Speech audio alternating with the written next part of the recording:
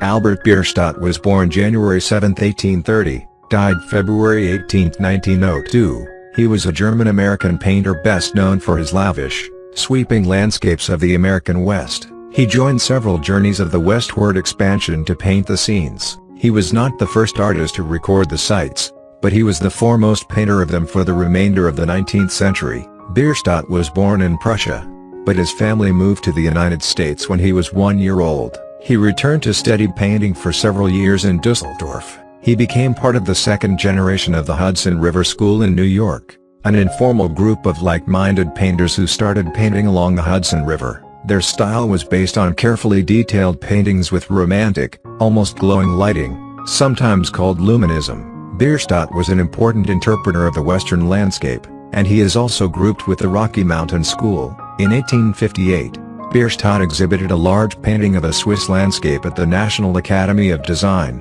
which gained him positive critical reception and honorary membership in the Academy. Though his painting career continued later into his life, Bierstadt's work fell increasingly out of critical favor and was increasingly attacked for its theatrical tone.